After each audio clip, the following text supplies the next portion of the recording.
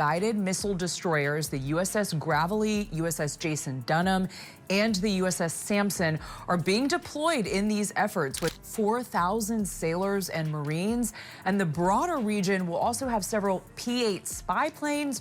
He said in this televised address on Monday that we will, quote, defend our seas, our skies, and our lands. We liberated them. We guard and patrol them. 3 fast Venezuelan patrol craft charge toward a U.S. destroyer at dawn. The crew stands ready, the 5-inch gun already awake, the sea was spun up, every radar pulse tracked. At just 3.6 nautical miles, the Gravely could end the fight in under a minute. But the commander holds fire. Why does a warship built to dominate choose silence over shock? This video breaks down that razor-thin choice between deterrence and disaster, where one wrong move could have lit up the Caribbean. Before we move on, I'd like to ask you a small favor. If you appreciate this content, please take a second to like this video and subscribe to the channel. Over 98% of you watch the videos without subscribing. It costs you nothing, but it makes a huge difference to us. So, did you click the subscribe button? Great!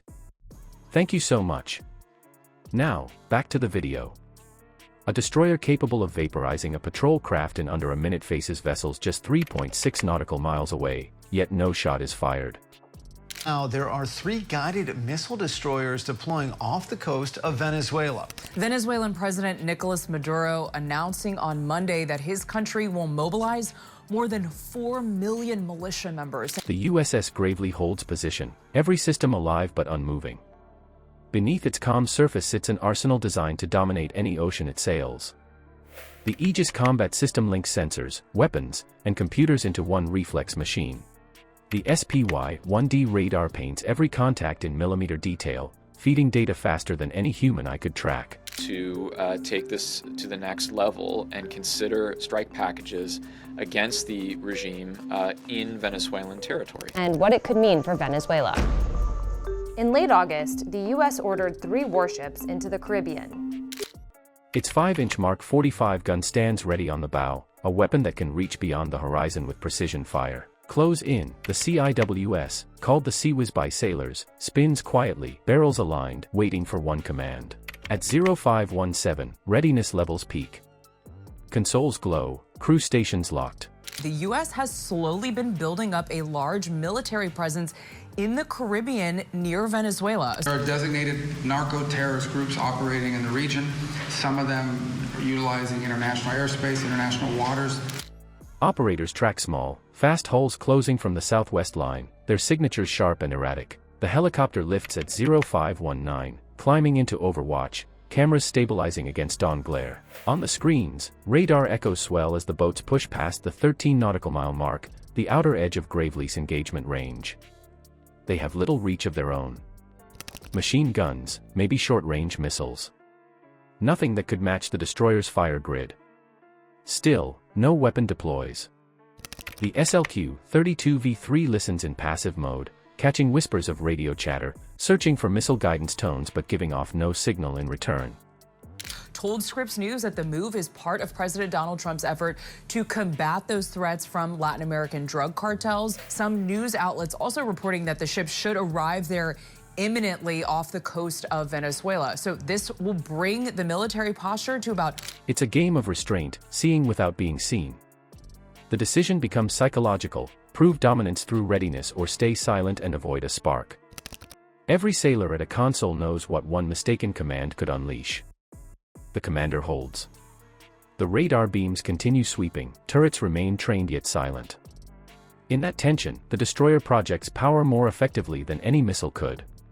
Guided missile destroyers, the USS Gravely, USS Jason Dunham, and the USS Sampson, are being deployed in these efforts with 4,000 sailors and Marines. And the broader region will also have several P-8 spy planes. He said in this televised address on Monday that we will, quote, defend our seas, our skies, and our lands. We liberated them. We guard and patrol them. But power withheld is still power displayed.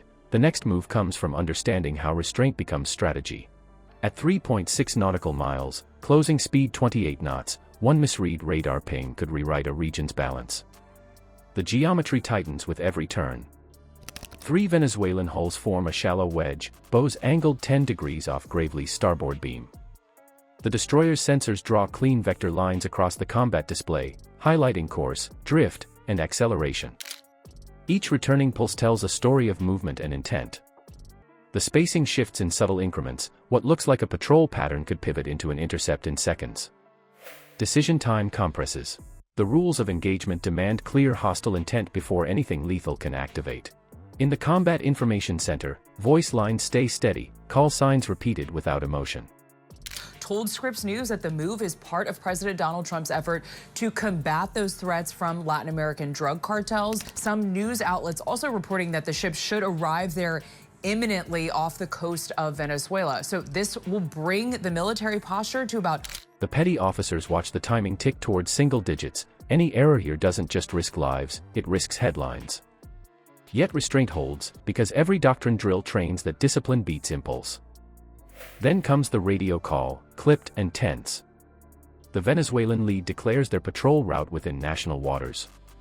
Gravely responds that it operates lawfully in international seas.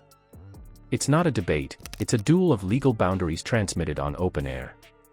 Words become weapons, each syllable measured to assert jurisdiction without sparking escalation. What message is the U.S. sending? Well, I think the U.S. is sending the message that it's willing to put some of its best assets both in the air and at sea. MU consists of about 2,200 Marines and sailors who operate from ships with air and ground attack capabilities. A Marine Expeditionary Unit, or MU, deployed to the Caribbean and began exercises. Above them, the Seahawk helicopter loops in a high overwatch arc, feeding the bridge a live mosaic of radar reflections and heat signatures. Its data outlines potential firing zones, tracking each patrol boat's radar mast for any electronic cue of a missile lock. This is what defense analysts label gray zone friction, where law, politics, and perception merge into one field test. Guns stay trained but locked, radars stay active but unlocked, a visible readiness that speaks louder than a warning shot. To the sailors standing by, the silence between transmissions carries the same gravity as incoming fire. Seconds pass. Boats veer off. Message sent, tension recorded. What lingers afterward isn't noise but understanding, the quiet language of deterrence. True power aboard Gravely wasn't measured in range or caliber but in the commander's choice to hold the line at 3.6 nautical miles. The destroyer stood ready to erase threats in seconds, yet the lesson came from control, not fire. That silence, backed by undeniable capability, shaped the encounter more than any missile could. It showed that discipline can project strength beyond weapons themselves. What would you have done, fire, warn, or hold? Comment your choice below and subscribe to join a community that studies real-world deterrence in action, where every decision at sea defines how power is truly understood.